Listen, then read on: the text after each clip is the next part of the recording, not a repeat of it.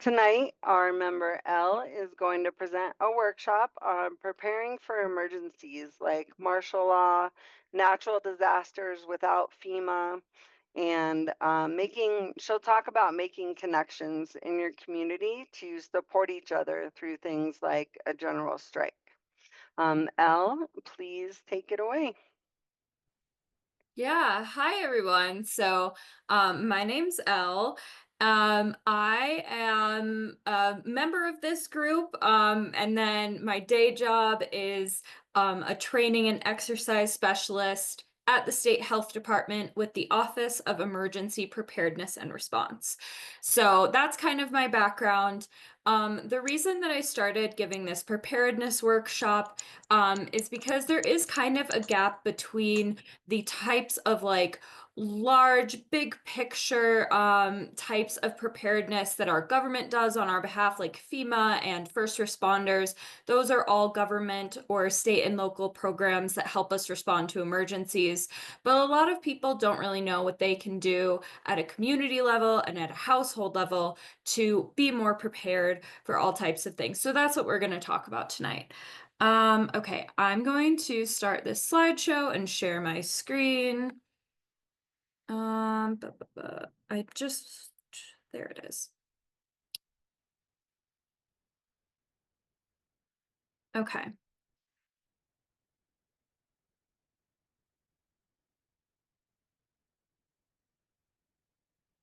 Okay, can everybody see that? Cool.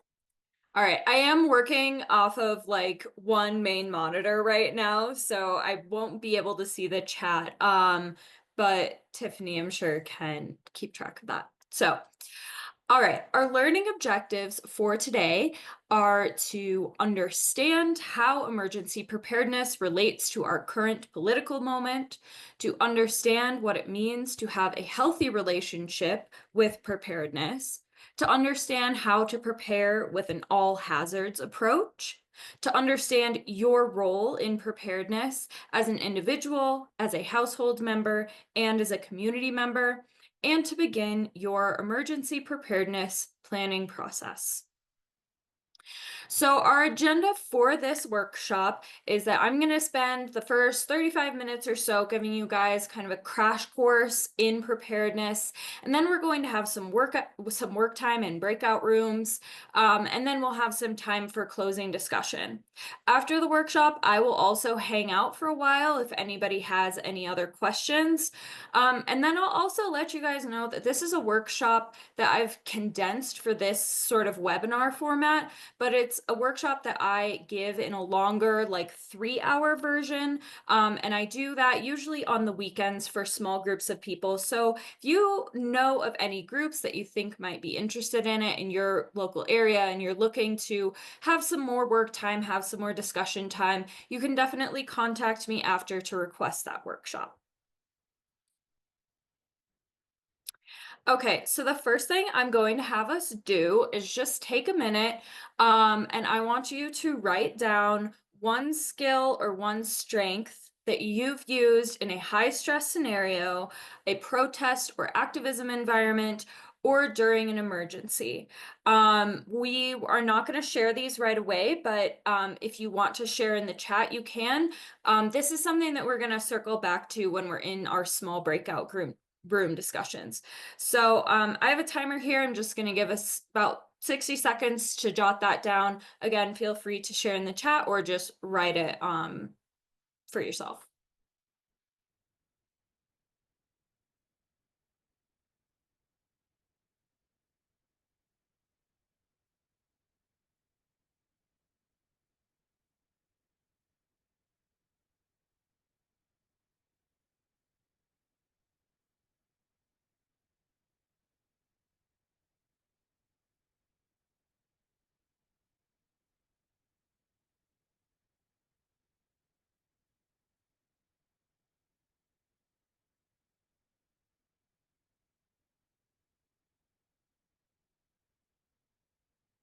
Ooh, 19 years of nursing. I just realized I can actually see a very small section of the chat if I pull it up. That's really cool. It's cool to see all these. Staying level-headed. me too. Or at least I think so. All right. Um, don't panic is a really good one. I love that. All right. I'm gonna keep us moving along. Feel free to keep sharing. Okay. So now we're going to talk a little bit about the types of things that are going on right now that mean that we might have to be more resilient. Oops, go back, please. So the first one is economic instability, and there's a lot of different sources of that, plenty going around right now. A big one is tariff-caused instability, which can also cause rippling resource shortages that we may have to prepare for. Additionally, there are job losses going on due to federal layoffs or to tariffs, and then there's potentially hardship incoming due to strikes and boycotts. The other big bucket of things are shifts in policy. So right now there are fewer federal dollars being allocated to emergency and disaster response. So that might decrease the speed and efficiency of emergency services.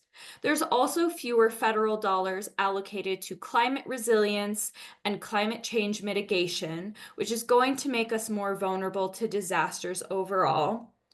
And then, because of all of these factors, there's an increase in social unrest, and that could lead to an increase in police presence.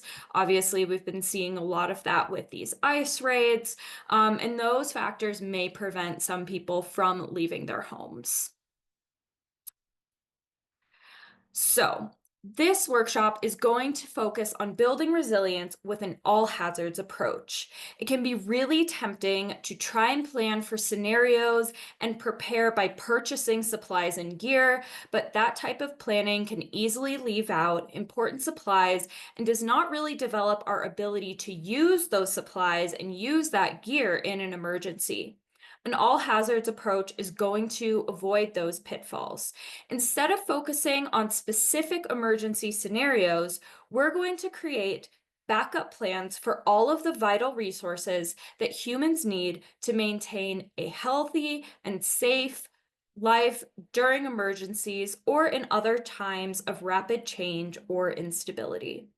All hazard planning also focuses on developing your capacities. In other words, the skills that you have. And so we're just developing those two things in tandem with each other, our skills and our actual resources that we're going to draw from.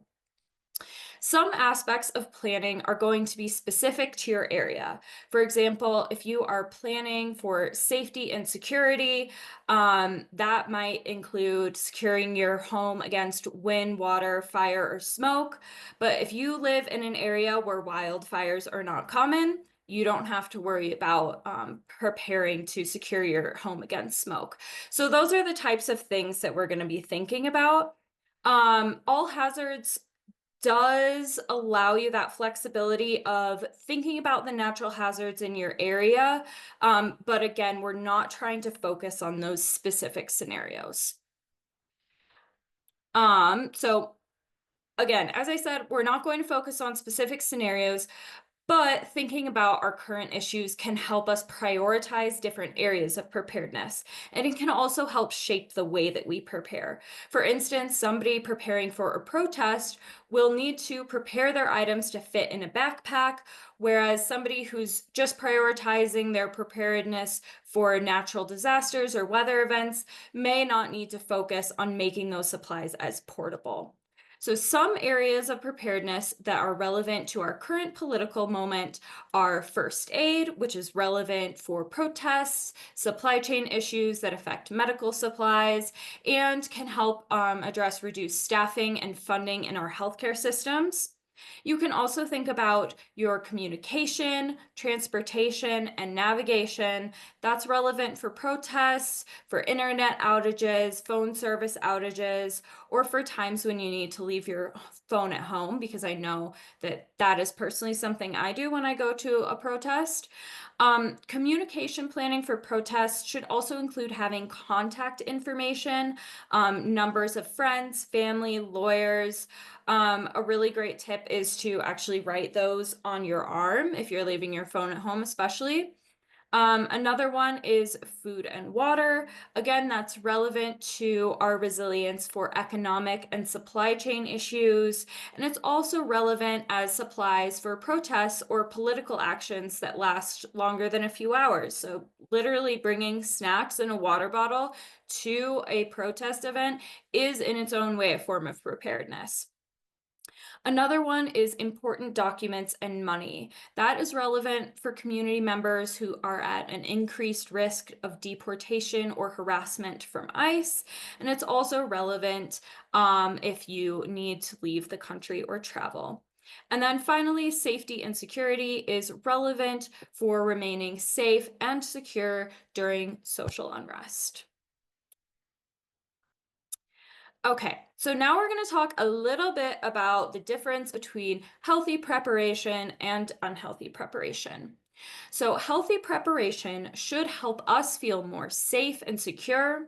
It should not induce anxiety. It should help us feel more connected to our community and our household members as we understand more what their needs are and how our skills can complement each other.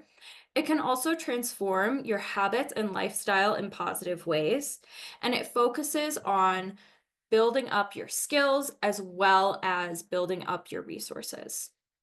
Unhealthy preparation means that you can sometimes become more isolated from your community as you prepare. It can include extreme emotions like feeling very paranoid, or on the flip side, feeling invincible. It disconnects you from your community and can sometimes focus on preparing for niche, unrealistic, or world ending scenarios. It can also include focusing on conspiracies, and you can feel very insecure if you don't have specific stuff. So, I'm going to give you guys an example of what healthy and unhealthy preparation looks like, and then that will hopefully illustrate these points a little better. So, an example of healthy preparation could be someone who has a well stocked pantry with a good mix of shelf stable foods. Their family regularly uses all of the foods in this pantry, and they're mindful of rotating out those supplies that have the soonest expiration date. They also know that there are some foods that could be prepared without an oven, and there's some foods that could be prepared without adding water.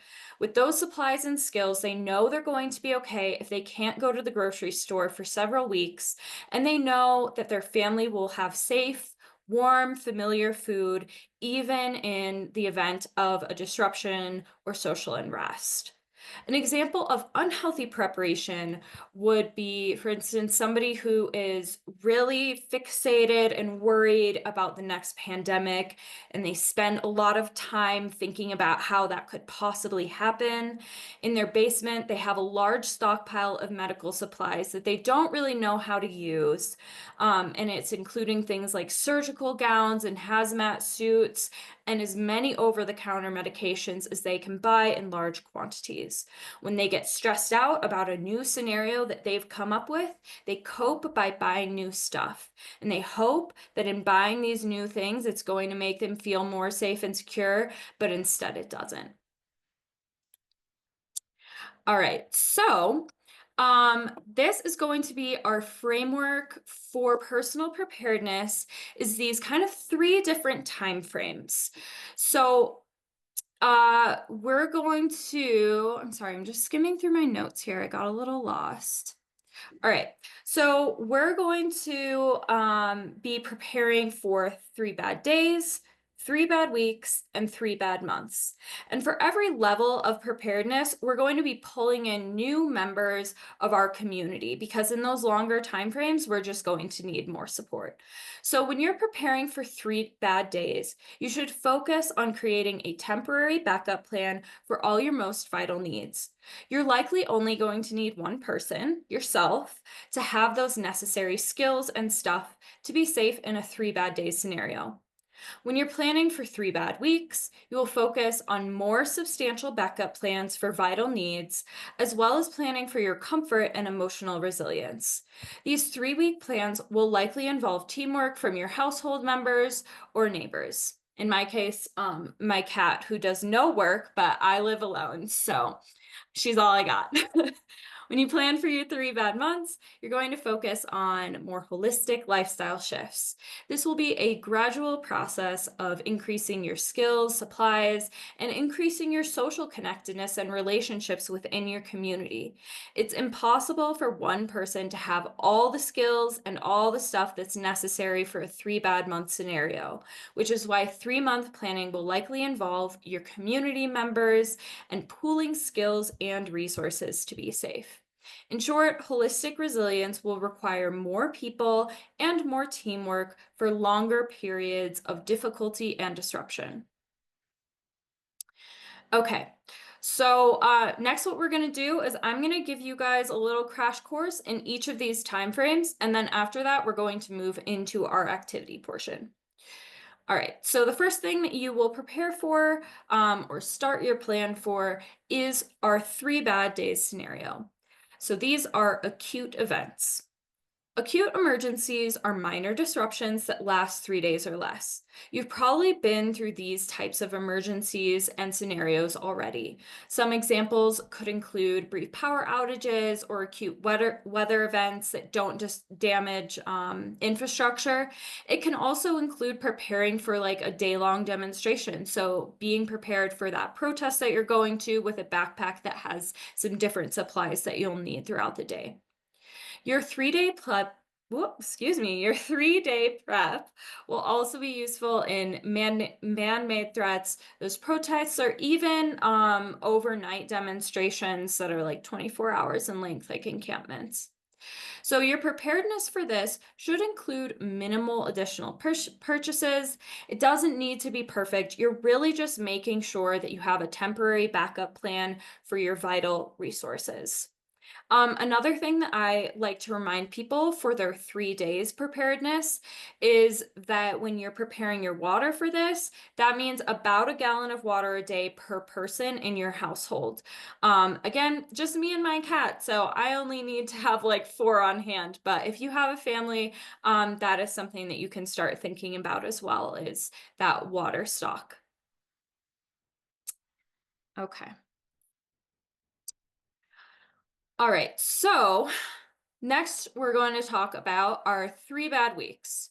So, 3 week emergencies are more significant disruptions, disasters, or man made threats and hazards. You may have experienced this type of emergency before. Some examples could include extended weather events like blizzards or flooding that impede travel. I know I'm from Wisconsin, so, every winter we get hit with polar vortex temperatures and we like can't leave the house for a week. 3 week scenarios typically mean that you're going to be hunkering down with your household and laying low until the emergency has passed and cleanup and infrastructure repairs are underway or complete. Consider that sometimes in these scenarios, multiple disruptions can happen at once. So, for example, a blizzard may prevent you from being able to drive anywhere and cause a simultaneous power outage. Preparedness for 3 week timeframes includes lifestyle shifts, skills, and purchasing additional resources to have in stock.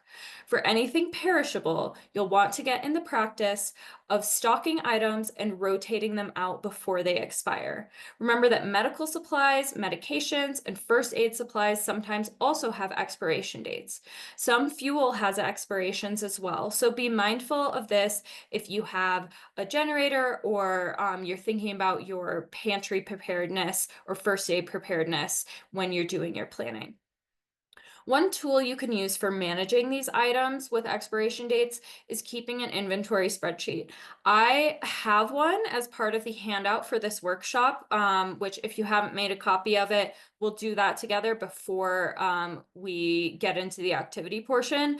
It's completely optional, but it's something that you can use as a tool if you want that template. But again, completely optional. So another thing is for non-perishable supplies like camp stoves and solar radios or portable charging stations, you're going to want to get in the practice of regularly using that item so that when an emergency situation comes along, you're confident with how to use those tools. Skills and stuff always come hand in hand. You don't want to be fiddling around with a camp stove for the first time ever in the dark as your kids complain about being hungry.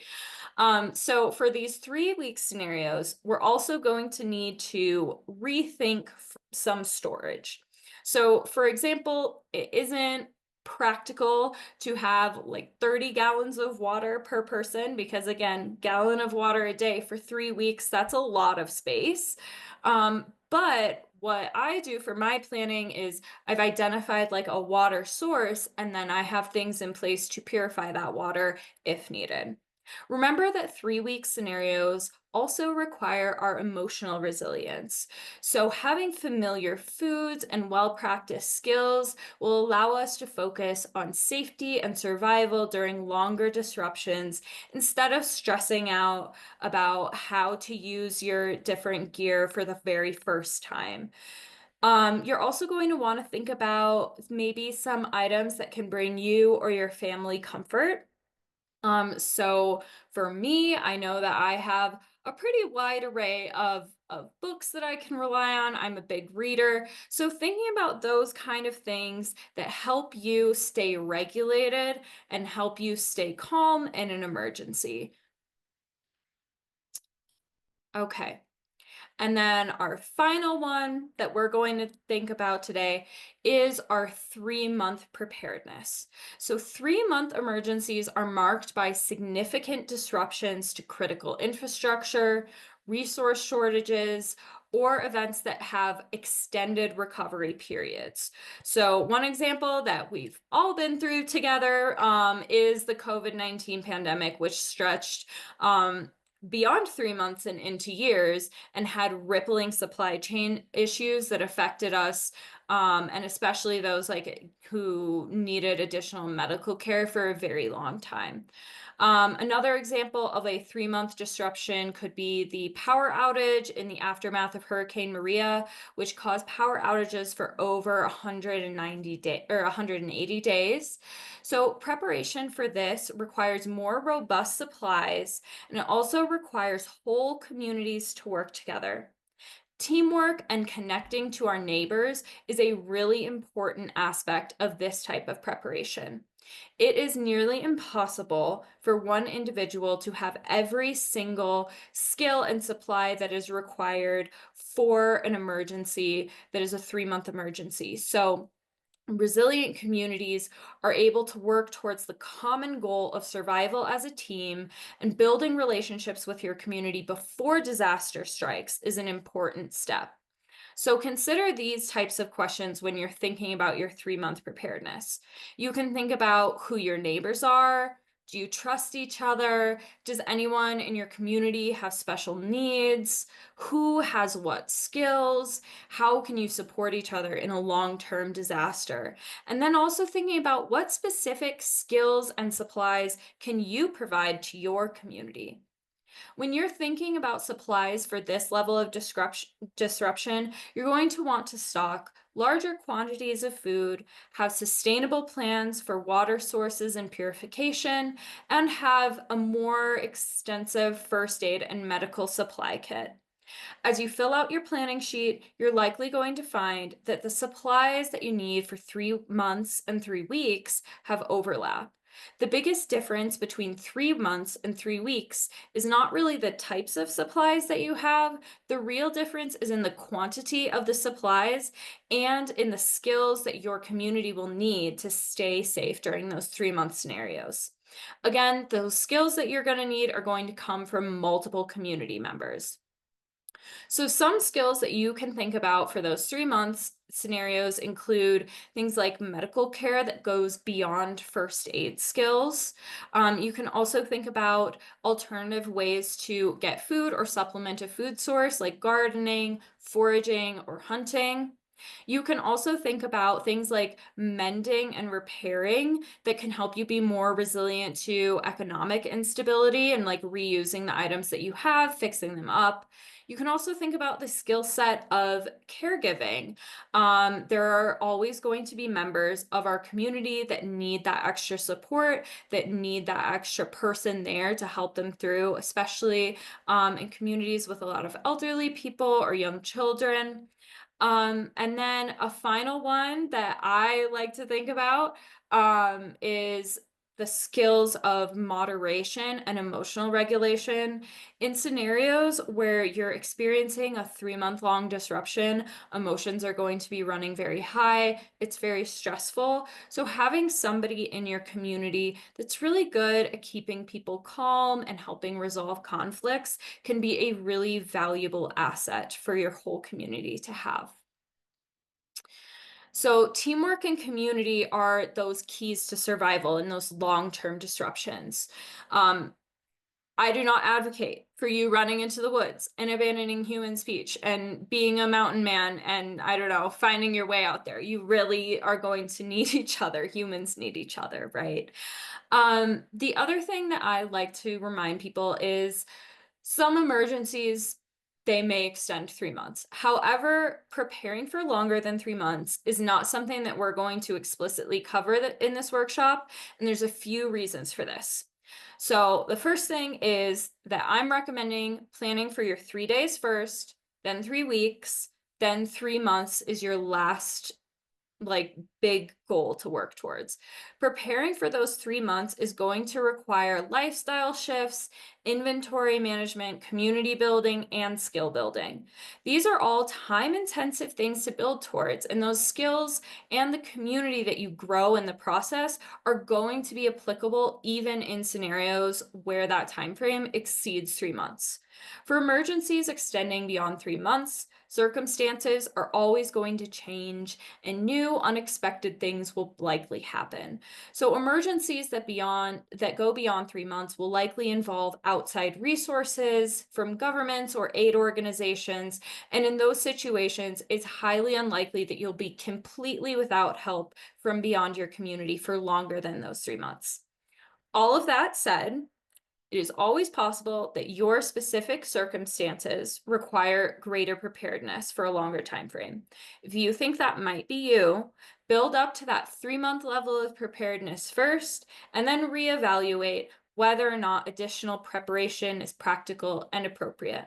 You can use the same planning templates from this workshop to prepare for any time frame.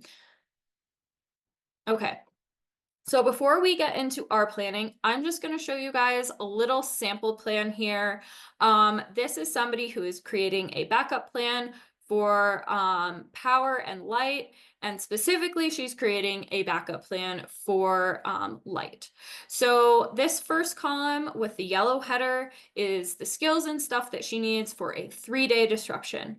So the skills and stuff are pretty simple. It's just flashlights and candles, and she's making sure that her kids know not to mess with matches alone. 3 weeks, the supplies get a little bit more beefy. She has a backup generator, and she is putting in her skills column that the adults in her household know how to use that backup generator. And then finally, you can see for that the last section, the 3 bad months preparedness, the stuff stays the same, but the skills include shifting their lifestyle to rely on power less, to just be using outside light and kind of adjust that way to preserve supplies. And then also checking in on their elderly neighbors to make sure that they have enough batteries and that they're safe. So those are the kind of ways that your plans can build on each other. The other thing that I will say about this is, if you do not want to write down some of the more like basic skills, you don't have to. It can be really helpful if there's somebody in your household that's like a child. But you know, if you're an adult and you're living on your own or you're living with other adults, you don't need to write down like turning on a flashlight as a skill. So, okay. Oh, I've had a few people ask if they can get a copy of your slideshow as well. Oh, absolutely. Okay. That's actually a really good question. I have a full facilitator guide for this workshop that's available for free for download. Um, And yeah, I'm happy to send that out to anybody. Basically, I have all of these like teacher materials made already, so that if you want to host this workshop, you can. These slides are a little bit different because I edited them for this group specifically. So I'm happy to share this edited version of the workshop as well. And then also my facilitator guide for the like normal version of this workshop. So yes, more than happy to share that. Awesome. Okay. So we are going to also, I'm so sorry, because again, I'm working off like one screen here. You guys can see the PowerPoint, correct? Or am I still showing you the, Yes, I can okay, see it. cool. Thank you. Yeah, we got Yep. you. All right. So, we're gonna go back into our breakout rooms. This is time for us to discuss your personal skills and resources. So, this is for that planning process of the 3 week and 3 month when remember, we're pulling in more community members, more people of our household to collaborate to get through a longer disruption. So you can discuss this with your groups. If you want to go back, remember at the beginning, I had said everybody like jot down a skill that you have that you could share. So have some discussion around that of the skills and stuff that you have personally that you could bring to the table. And then in that time, if you also want to start filling out some of your worksheet for those longer time frames of 3 weeks or 3 months, you can do that as well. If you haven't been able to make a copy so far, don't worry about it. Just focus on discussion because I want us to have that time to do that skill sharing talk. So I will put us into breakout rooms. If we could do 10 again, Tiffany, and then Okay. for um I think I think we can give people 15 minutes for this. I know that it says 20, but let's do 15 just to be mindful of time. Okay. Nicole, did you have a question before we go in I breakout did. rooms? I did. Thank you so much. I just could real quick, could you just run by me just the difference between skill and stuff? Because from Yeah, email it was absolutely. a little, yeah. Thank Yeah, absolutely. Okay, so you know what? Let me actually go back to the sample plan here. Okay, so the stuff is like physical items, physical resources that you need. So just with the example of like a first aid kit, your stuff is band-aids, gauze, Neosporin in a little box. Love it, right? Your skills are how do I use this stuff, right? For really basic first aid, it's like, how do you put on a band-aid? How do you clean a wound? How do you wash your hands? Those types of things. Um, for those shorter time frames, like you don't necessarily have to write that down. Nicole, I'm so sure that you can wash your hands. You don't have to write it down. And that goes for all of you guys. So, um, but if you're thinking about like more, I guess like kind of beefy resources, like something that came up in my breakout room was we were talking about how two people have like I have a solar generator, so like a big battery pack that gets recharged with solar panels. I haven't had to use that a ton. So I need to build that skill of like, how do I angle those solar panels? It's the things that I need to practice to actually get the full use out of that resource. Is that helpful? Okay. Sure. Do we have any other questions before we go into this next discussion portion? This is Mary, and um, this is just really hard for me to be thinking about Mm, emotionally. I know I know we can all survive. It's the thought that this is where we're at. yeah. Yeah, So, I hear you. I think it's really normal. It's really normal to feel overwhelmed. Um, I will also say, like, feeling overwhelmed, especially by the political events that are going on right now, that is their intention. It's intentionally really overwhelming, and it's totally valid to feel that way. Um, honestly, this, like, creating this workshop and kind of creating this planning worksheet for myself, that's a tool that I use for my own emotional regulation. Is I'm like, you know, I tend to get really anxious when I think about scenarios of like, what if this happens? What if this happens? This is happening, all of those different things, all of that noise. But if I can sit down and just think, you know what? Can't predict the future, can't fund FEMA on my own. But I can make a backup plan for my power if my power goes out, or if power gets really expensive. If power is inaccessible to me, I have a backup plan for that, right? So, it's totally fine to feel overwhelmed. It's by design that you feel overwhelmed. This is one tool that you can use that can hopefully kind of calm some of that anxiety. Everybody's different, and I don't know. I'm really glad that you brought that up, Mary. That's valid, and I hear you and I see you and I feel the same feelings. But Can I just make a comment very Yeah. quickly? I mean, people shouldn't be thinking that we're talking about massive civil unrest in the next 2 months or 3 months. These are skills that we're talking about that in Colorado we should have, because in the wintertime we could get the kind of storm that could make it difficult for us to get through 3 days or 5 days. So we should have all these things considering what could happen here. And Yes. I'm Yeah. going to show what I have here, some flashlights that have a chargeable battery that you can charge once a month, and you keep it here in case you need it.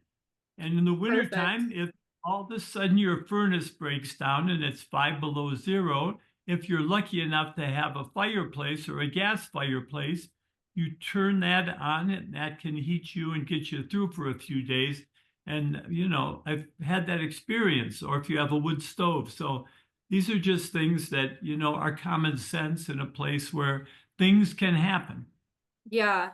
And yeah, that's so well put, and I'm really glad that you brought up that point. Because yeah, that is very much the intention of this workshop, is like, yes, there are these political factors that are going on that might motivate us to become more prepared, but these are good things to build up regardless of like what's going on, because no matter who's in charge, there is weather outside. And I will just share, this is like an emergency preparedness anecdote from me, right? Is that I have like a bag it's like a backpack that has all my 3-day stuff in it. One of those things is a flashlight. I had it in my trunk while I was traveling, and I went to a gas station and I really had to go to the bathroom, and the lights were out in the bathroom, and the attendant was like, yeah, I'm sorry, you can't go in there. And I'm like, I'm getting my flashlight, I'm getting in that room now. So like, you don't have to think about preparedness as this big scary looming threats, looming fear. We don't need to go down that road. But listen, sometimes you got to go to the bathroom and it's dark, and it's cool to see when you're doing that, right? So if it helps you to kind of stay regulated and frame things in that way, in the preparedness community, we kind of call that preparing for Tuesday. So we're preparing for Tuesday, not doomsday. And that's how we kind of it's a tool to help regulate, is to frame it in that way. Okay. There, I Or want do to we want to say, get everybody in the breakout yeah, rooms? that's what I was about to say. Okay. These are really good questions, and we'll have more time for some like kind of closing discussion time. Talk about the skills that you jotted down in that first activity that we did together. And then if you have extra time in your breakout rooms and you want to talk through your like kind of thought process for preparing and things that are coming up for you, feel free to use that discussion time after you've talked about those skills to discuss other things as well. And then we're going to come together for a closing discussion after that. And again, I will be hanging out for longer to answer questions. Okay, so Tiffany, maybe 10 minutes for breakout rooms. Okay. Sounds good. I think everybody's back from the breakout Okay. rooms. Well, my final oh yes, okay, I had two things left. All right. I'm going to switch the order that I'm doing this in because I want to share these resources with you guys first.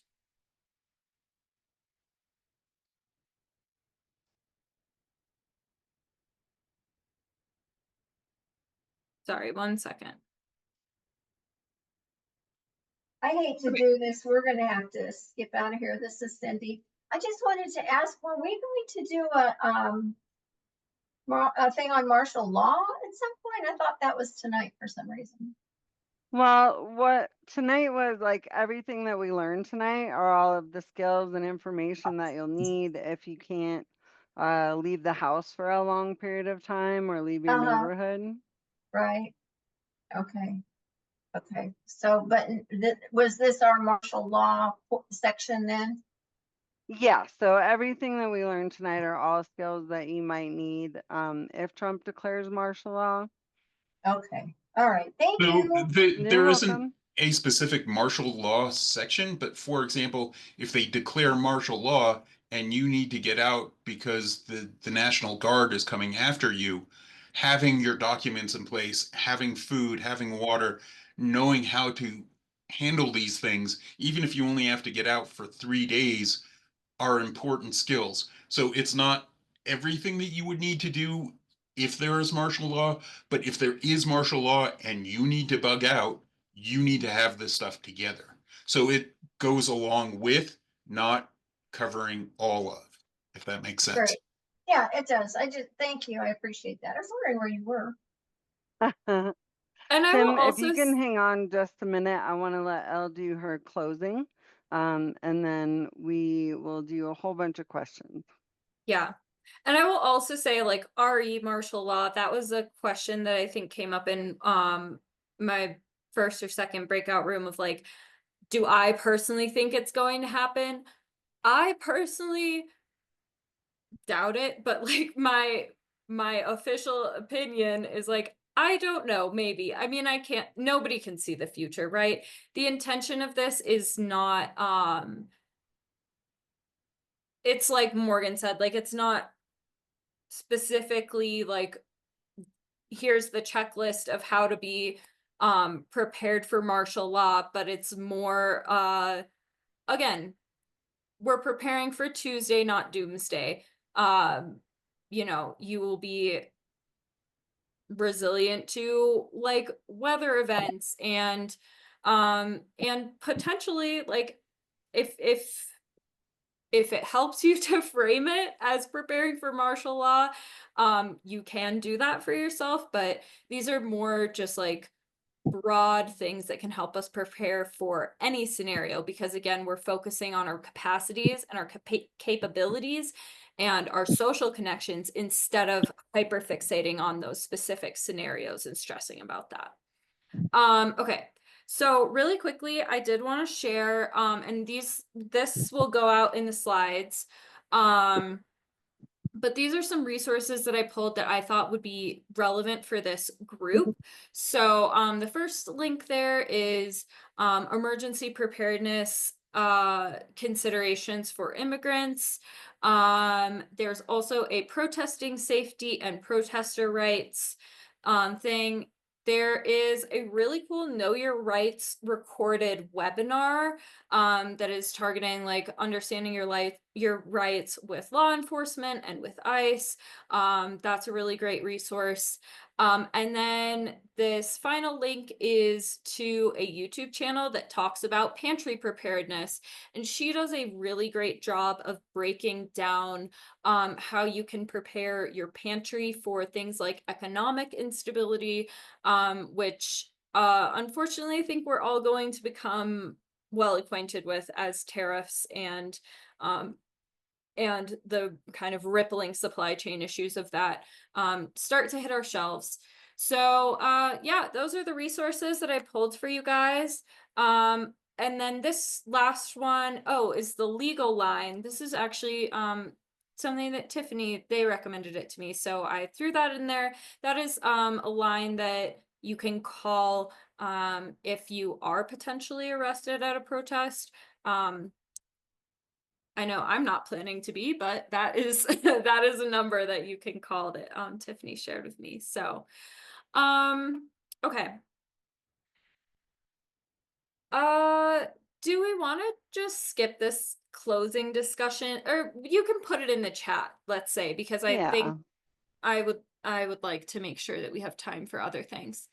So in the chat, if you could just answer this question of who is one person in your community or household that you can talk to improve your preparedness. And yeah, you can just throw that in the chat. And then I'm gonna stop sharing, and this is, I think, our question time. So I'm gonna hand it back to Tiffany and Morgan. And also thank you all for coming. So I do want to open it up for questions. Yeah. If you have a question for Al, raise your hand, or if you would like to share one thing that you learned tonight and how you will use it. I would like to just, Al, I would love to have you come and speak. We have a green team in our church and for environmental work. And so if you could, I don't know how to do this. Should I get it through Tiffany? Can you give me your email? I don't want to, Yeah. intrude, but I think you'd be a great speaker. Oh, well, thank you. Yes, I'm more than happy to give this workshop to anybody. And in fact, I'm hosting one this weekend. So if anybody's free on Sunday from 12 to 3 p.m. and wants the like full version of the workshop, this was condensed for this audience. But if anybody's interested in that, there's still some slots available. And so definitely reach out. I'll drop my email in the chat, but then Tiffany will also send it out. Thank you. Thank you. Is that in Denver or where? That you'll be speaking on Sunday? So on Sunday, it's online. It's gonna be a Zoom one for some folks that are kind of spread out.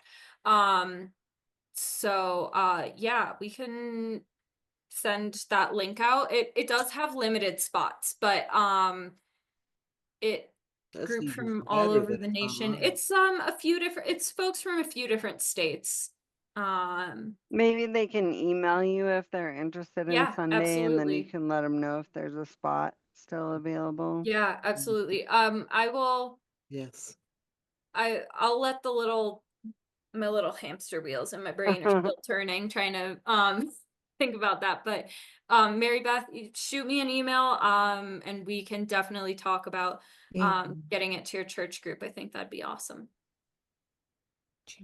Hi. I was very curious about your comments. How do you prepare when you are going to go to a protest? So this like a don't bring your telephone. I never think about that. I was thinking we really need to bring our telephone. Can you tell a little more about that if we decide to go and protest because we all want to be part of this movement? What do we have to know really? Yeah, that's a really great question. And I will also, like, Tiffany and Morgan, if I leave anything out, you can definitely hop in. What I typically bring for a protest is so like food, water, some really basic first aid supplies that I have in a backpack. There have been protests that I have gone to where there were concerns that there might be like a police presence and that perhaps they would use like pepper spray or tear gas. So prior to that action, we all got a like a protest medic training where we just learned the very basics of like how do you aid somebody who has pepper spray in their eyes, how do you get that out. In the past when I have gone to protests where that was a concern, I would also pack like eye protection. At protests where that's a concern, I also typically bring like trash bags in my and an extra set of clothes in my bag.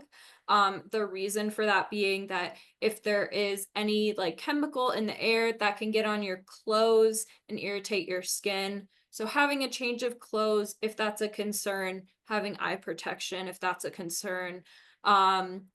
Another thing you can think about is like a mask just to protect yourself from respiratory illnesses. So when you're in that really condensed, crowded area, that's something that you can think about for bringing for yourself. I know when I bring masks, I typically bring extra ones for the people around me, and I just offer it to people. For bringing your phone, I don't know. Sometimes I sometimes bring my phone. If it's a protest where I'm concerned about police presence, I will sometimes leave that in my car. Mhm. So Another thing about your phone, if you do get arrested, it is possible for them to compel you to open it and they can search the information in it. In which case, a biometric using a fingerprint instead of a code is something that they don't have quite as easy access to get to you. I am guilty of bringing my phone because the protests that we've been going to have been very peaceful. So I'm not terribly worried about getting arrested at these.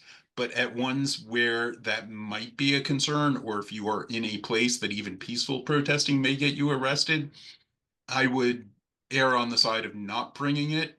And to go along with that, if you do get arrested, you're going to need to call a lawyer or a legal defense line that the protest organizes. And any good protest should be prepared for people to get arrested and follow up and take care of them afterwards.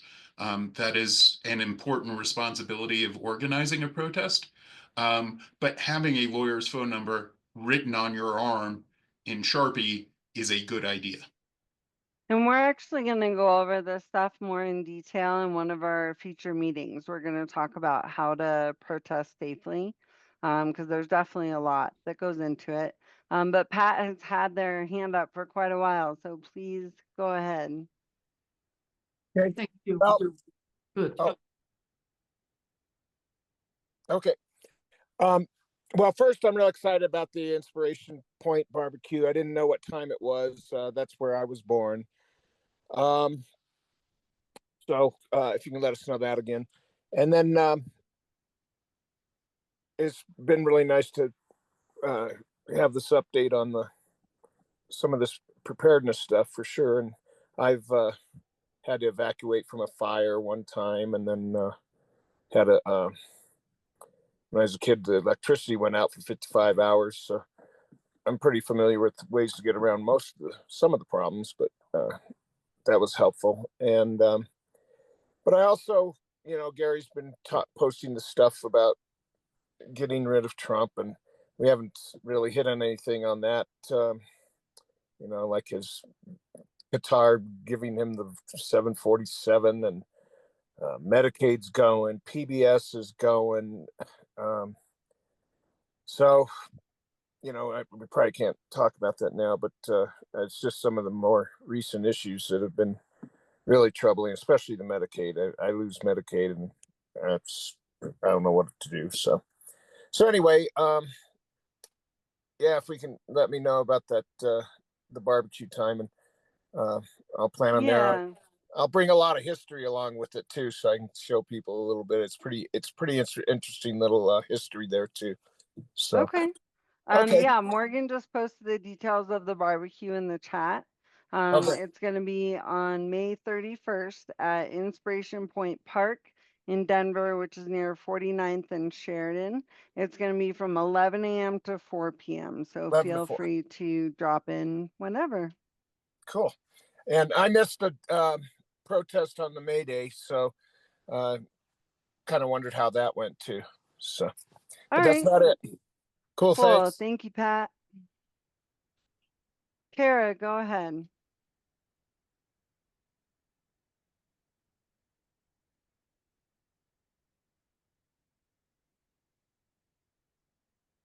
Kara, we can't hear you.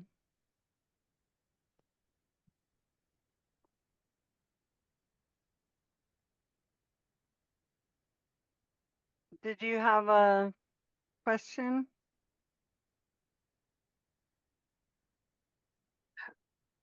My sound was. Yes. Are you talking to me? Oh, I thank you, whoever it was that brought up the issue of codes. But I just wanted to offer a correction. I believe that that statement was backwards. It's reversed. So here's a detailed explanation. You want to use a code on your phone and not rely on biometric data, because the courts have ruled that forcing someone to use biometric data is not a violation of the Fifth Amendment, because you're not self-incriminating, because that's just your face.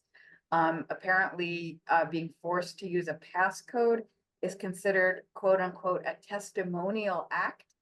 And courts have been more protective of that under the Fifth Amendment. So to protect yourself, if you want to protect your phone, use a code and do not rely on biometric data is the best information that I'm getting right now. That is Thank you, information I Kara. didn't have. I appreciate the correction. And I still fall back to leaving your phone turned off in your car is the best way to do it. Can they Thank you. force you to go get your like find your, what if you, should you leave all your like your driver's license and like all that stuff not on you? I do. I leave anything with my name on it in the car. Can they force you to go to your car and grab your phone? I mean, I'm so new to all I this. don't think so. Not without a No. search warrant. Yeah. I don't know. You can just be like, I forgot where I parked. Or just leave it at home. Like, I don't Yeah. have. Yep. I mean, that's a real tip, like of, they say put in your passcode and you say, I forgot it. But Patrick has his hand up. Yeah. That's me. Okay, so to your point, there's there's a lot of folks that need to bring the cell phone. Maybe they're organizing and stuff like that. So when I put it in the chat to you, just a link, you don't have to buy the Mobile Blue, but it's a $25. It's what the kids call a throw down, or it's a disposable phone. Burner phone. Burner phone. That's it. Thank you. And so for $25, you can communicate with the people that you choose to. And if you want to throw it in the lake or turn it over to the whoever, that's fine. You're out $25. It's a easy peasy solution. And a lot of people feel really naked without their phone. I get it. So if you've got a $25 phone, it's not going to break you. The other things I put in the chat are the emergency med packs that we carry. Your go bag is up to you, of course, but when you get your ducks in a row and you're ready to flee the fire, or I'm in Washington State, the volcano that blows up, or the tsunami that comes in, when you're ready to go, you have a lot less anxiety and a lot more peace of mind. You may never touch your go bag, but if you do, and you know that there's a charger or a brick in it with a battery, and you're ready to go, there's a lot of peace of mind in that. So, who knows what's going to come, but there's a lot of, some folks have gas masks in their go bags because that's what they take to the demonstration. They leave them in the trunk, and it may never get used, but that gives them great peace of mind. They've got some eye protection or a gas mask.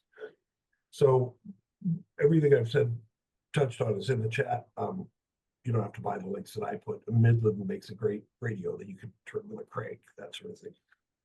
They're practical. But from a firefighter perspective, and just from my younger days, candles are great.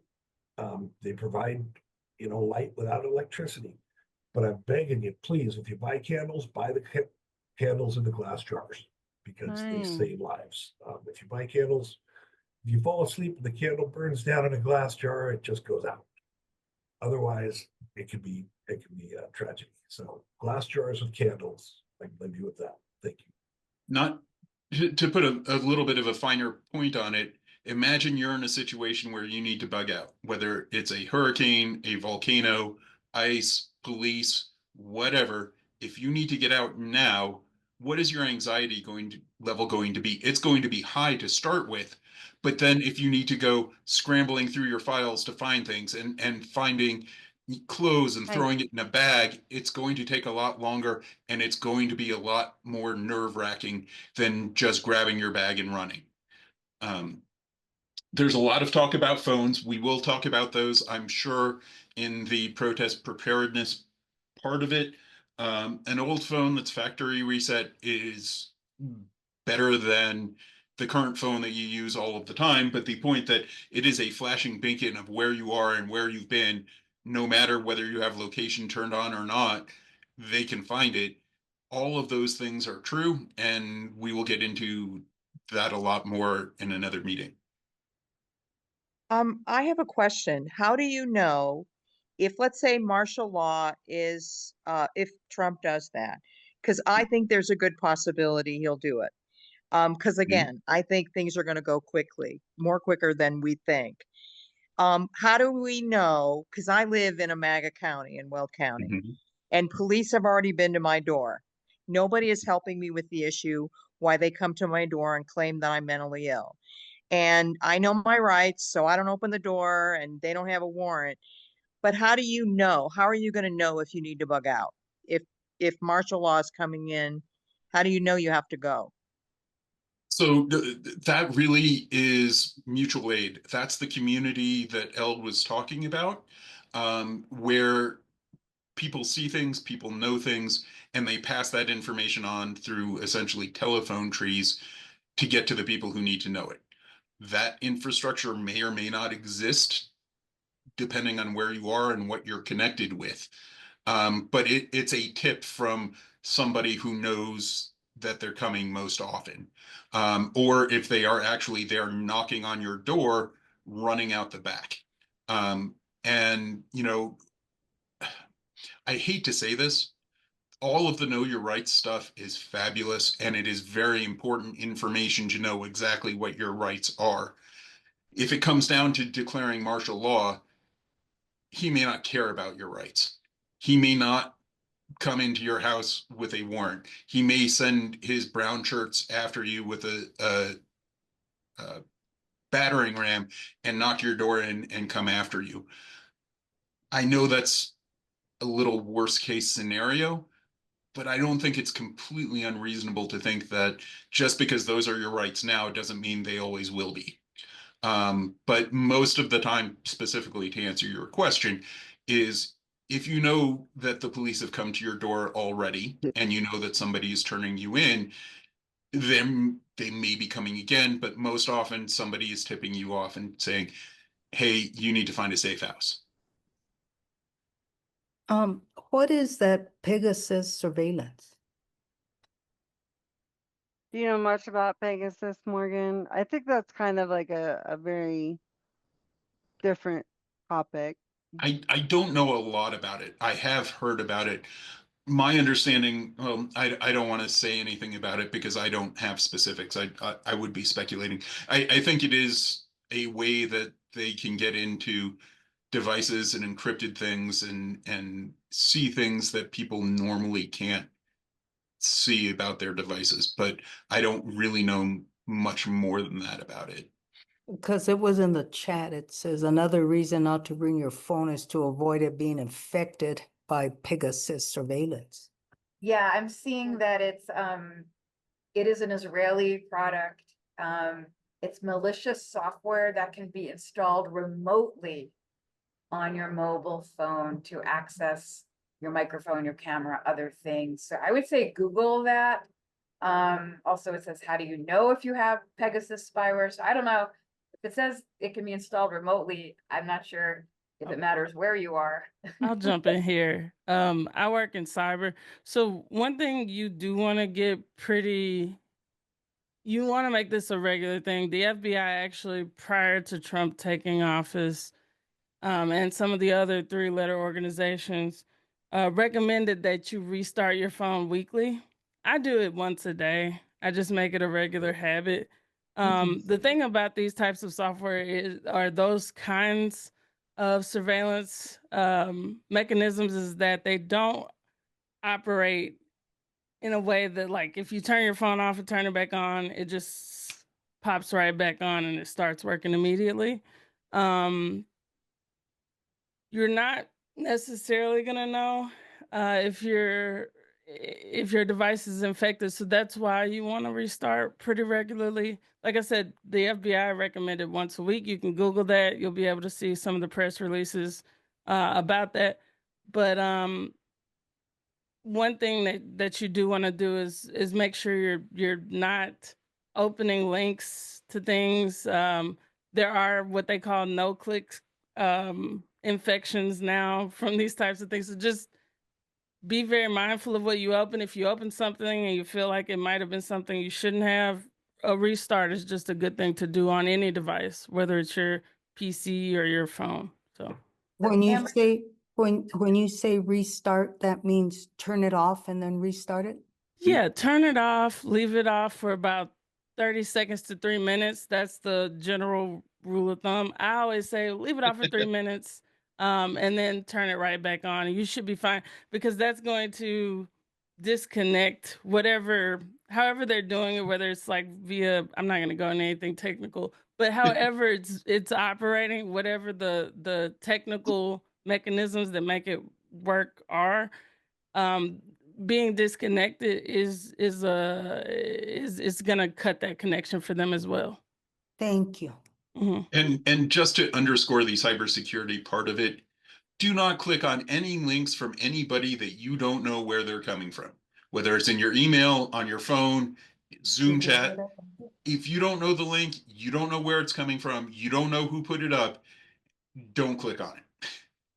so I just found something called MVT, Mobile Verification Toolkit. I guess one of my skills is information. I'm a journalist by trade. So I'm just gonna hold this up. It's called MVT, and it was developed by Amnesty International. It's a document that will tell you how to install and run these commands on your phone for Apple and for Android. And it's basically a tool for the purpose of identifying compromise on your phone. So this looks like it's a way to actually detect these kinds of problems. It was released in the context of Pegasus, and continues to be maintained by Amnesty International and affiliated contributors. So this is the little doctor for your phone. Thank you, Kara. You said MBT? MVT. So it's mobile I put it in the chat, Mobile Verification Toolkit, MVT.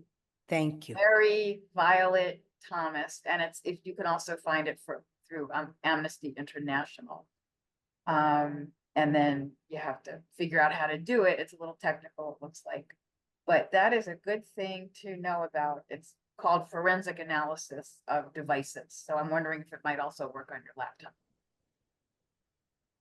Thank you so much. You are very brilliant at finding information. Here's another thing you can write down: Amnesty International Security Lab. So I will put that in the chat. They have tools and guides, MVT Companion, making this more accessible. So I will put down that webpage, the link in the chat. Here we go. So it's securitylab.amnesty.org. And then it's got the HTTP thing in front of it. So I didn't bother with that. Thank you. Are there any other questions before we wrap it up for the night? Yeah. Yeah. Listen, I just want to remind people that this is an enormous country, and it's very difficult, if not impossible, to impose overnight martial law. And this is a regional thing, and people in California, especially in the Mexican and Mexican American communities, have been resisting successfully by getting out very early in the morning, watching for ICE vehicles, and going out with loudspeakers and megaphones and telling people there is ICE in the neighborhood, do not open your door. And this has frustrated ICE a number of times. They've been unable to arrest people because they would not open their door unless they saw a warrant. And of course, this is done bilingually. Thank you. I want That's to a great follow up on idea. that. Colorado just passed a law that says the National Guard from other states cannot come into our state without permission from our governor. And that is going to be a very valuable tool if martial law is imposed, because then they can't send, ICE agents or National Guard from Mississippi or Texas into our state without our permission. So if your state doesn't have that, that would be, something that you can talk to your legislators about getting. Um, I know Tiffany is wrapping up. I talked to her earlier. We do have two very specific needs that we need a volunteer for if anybody is interested. First, we need somebody to help with social media, basically taking a lot of the stuff that Tiffany puts out in emails or on Slack and just get it to Facebook and Blue Sky and Twitter and TikTok and all of those other places and amplify it. Um, and one of the things we want to do is make our videos and information more accessible, particularly to younger people who are consuming things in a minute, 2 minutes, 3 minute long videos. So if somebody has the video skill to take our Zoom meetings and maybe chop them up into things that would fit a format like Facebook Reel or YouTube short, 2 or 3 minute kind of thing. If somebody can do that, I don't have that kind of video editing skill. But if you're interested, go ahead and email action@Solidarity Warriors, and we will get you hooked up and appreciate the help. What is Solidarity Warriors, by the way? A friend of mine just sent me this email like last night. Okay. So I don't know where I am. We are an action-oriented group. So that means that we get together every week on Wednesday evenings to talk about things that we can do. Versus other groups that might focus more on like talking about current issues and how they make you feel and things like that. We're more focused on like what can we do to resist the administration, to make changes. We want to get Trump out of office, but we know that if we impeach him, then comes JD Vance, and then comes the long line of other successors that Project 2025 has lined up. So we're focused more on a larger civil resistance movement to really like change the minds and hearts of the country. In order to overthrow a dictator, we do need approximately 3.5% of the population to participate in a single day of protest. But what's more important is that we need even more of the general population to be sympathetic to the cause. So those are the kinds of things that we work on. We were one of the main groups that organized the big April 5th hands-off protest in Denver. So we've been involved with a lot of the Denver protests over the last few months. And then we get together, we have a national group here on Wednesdays so that we can kind of share information and learn from each other. Is this part of the Democratic Party or is this an independent group? We are part of Indivisible. So no, we are not part of the Democratic Party. We are not specifically affiliated with any party. So everybody is welcome here. I think the Democratic Party should be doing this, but since they haven't, we're doing it. So, Yeah. Don't hold your breath. That's what Pat, you had a question? Yeah, just real quick on the June 14th No Kings protest. Is that at the Capitol, and is it at noon or? June 14th is going to be in Lincoln Memorial Park, which is right across the street from the Capitol, basically between the Capitol and Civic Center Park. Okay. So we don't have a time yet. We are still working out the details, but we will definitely get that information out as we have it. And that's the day of the Army's parade for the dictator. Yes, you got it. June Okay. 14th is nationwide, everywhere. Yep. Right. Because we have And, people on this call from all over the West, Yes. as I've noticed, or the Yeah, South. I'm in Arizona. Yeah, we have people from all over the country every week, and right, we right. give. So this is a nationwide. Mhm. Yep. So the Lincoln Memorial Park event is going to be in Colorado specifically, but Indivisible and other groups, I know 5051 is also planning events that day all over the country for it. But here we're going to have a lot of fun because if he's going to have a military parade for his birthday, one of our themes is going to be no clowns, and we're going to clown it up.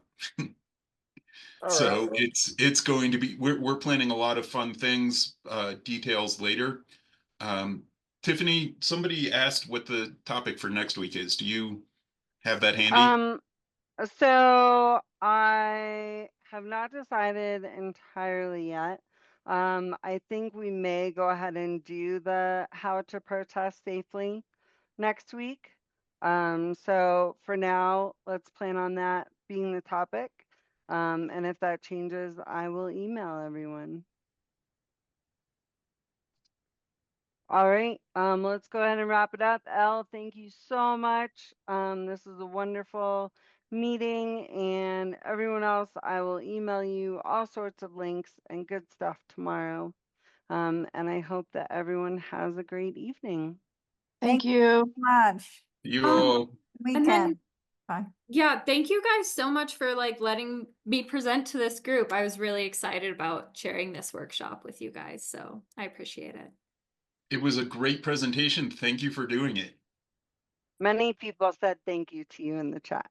No, thank you. And I just wanted to say really quick with that MVT tool, if you don't know how to write in SQL, if you're not someone who's done any imaging with anything, don't touch that. Okay, just don't try to use that. If you're not technically savvy, if you've not done any data analysis, that's a little too heavy. I'm actually messing with it now. So See, this is what I mean. I want you in my 3-month community. Yeah.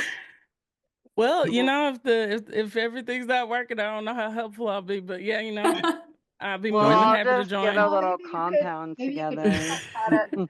teach us how to learn one night, because that seems like an important tool to have, Just being reminded to turn my phone off once a day. Yeah. I haven't done that. I bought a new phone in July. I've never turned it off. We got out of the habit of doing that, so Thank I'm you. glad that helped you guys. And I threw an article in the chat, but Google that. You'll find tons of articles about it. Just some good practices. The FBI always gives, I don't know if they'll do it now, but they always give out some good recommendations about your tech hygiene. That's what we call it. So just something to think about. All right, everybody, have a good night. Thank you.